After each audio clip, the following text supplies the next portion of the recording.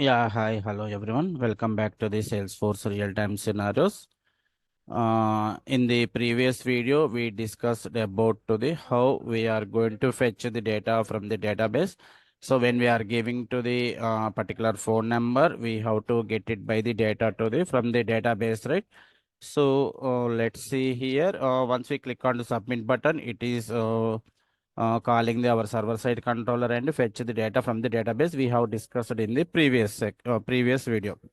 Let's in this video we are going to discuss about how we are going to align to the this information, and we have to display by the button as well to the here orders button. So how we are going to implement that is we can check it in this video. Let's come to the first. We have to align to this one. So here we have to take it by the lightning layout. So here layout items. So here we have to give it by the size 2. So let's take to the this one size 2. So in the first column we have to give it to the here, and here this is the customer name for the second layout.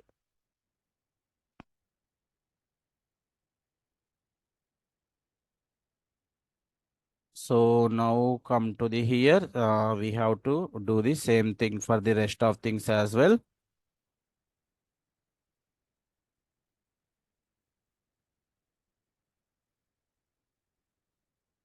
So email,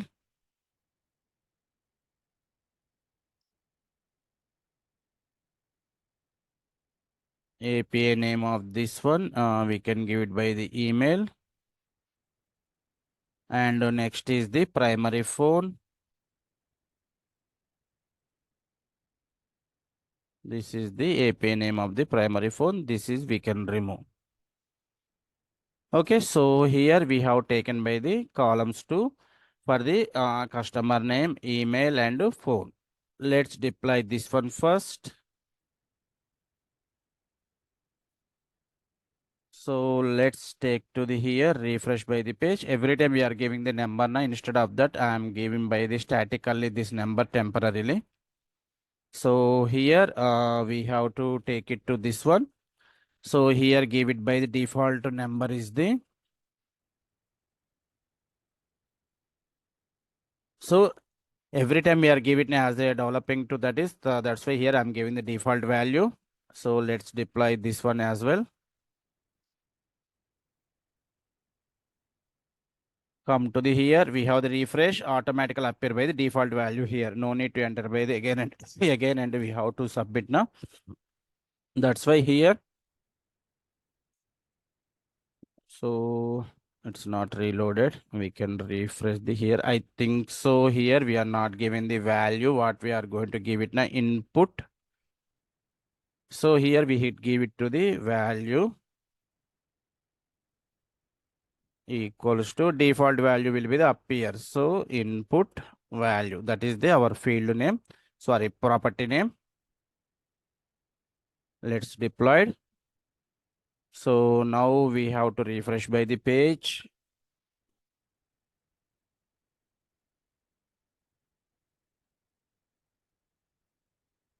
See here it is automatically populated by the number. So just we click on to the submit. See here align to the data. Customer information, email, and primary phone. These are the will be the data to the appear to the here. In the align to the in the see here, this is the before alignment. Now it is the align the data now. So if you want to be bold by the customer name, email, and primary phone, we have to bold it. That is the we have to take it by the one CSS file for this. So here click on new file. So here in this, so here we have to take it by the sales order, add remove products dot css. So now here we have to take it by the method name is the div bold. So here we have to take it to the here.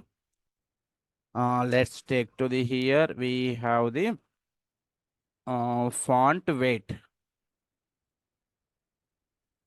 Font weight is the bold. We are taken to the here. So save. Let's deploy this one and come to the, this is the div bold, right? So come to the here. We have to give it by the here. So div tag class is the div bold. Okay. So let's this one the here. So save. So same thing we have to apply to the for the email and primary phone. So we have to close it by the div tag all the places. So that's why here after the email and we have to give it by the after this one save primary phone. Okay, so let's save this customer name also. Save and we have the deploy.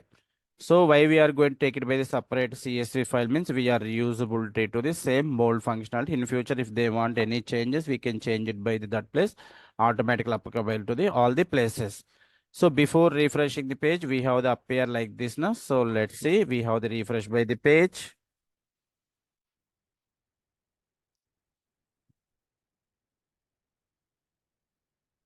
So click on submit.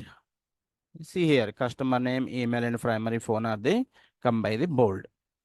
Okay, so now come to the here, we have to give it by some space between these two lightning cards and we have to give it by the one button here.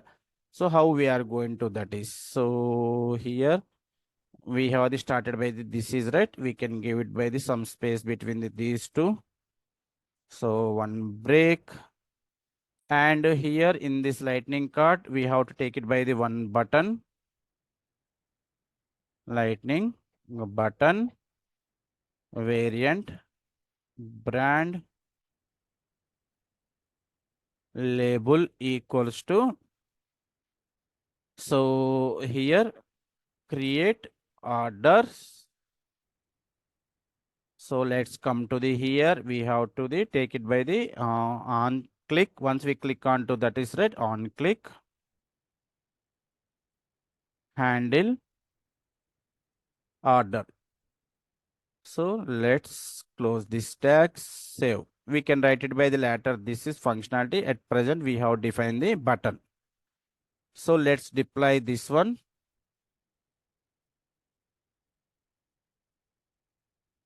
So come to the here, we have the refresh by the page. Before refreshing the page, here you have to observe there is no create order button and there is no space between these two cards. After refreshing, we have to observe the our changes.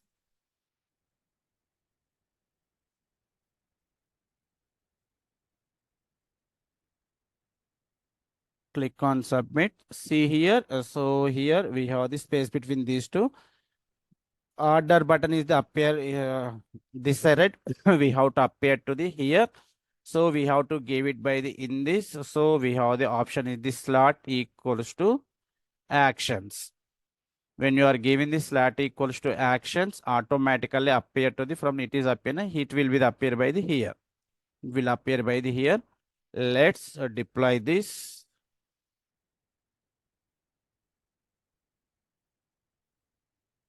So we have the refresh by the page.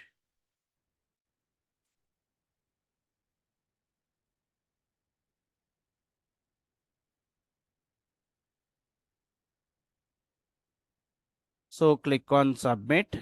See here, now it's come by the slot is the create order button is the come by the left side, right? Totally. So here it is appear to the this place. Earlier it is appear by the here, now it is appear by the like this slot.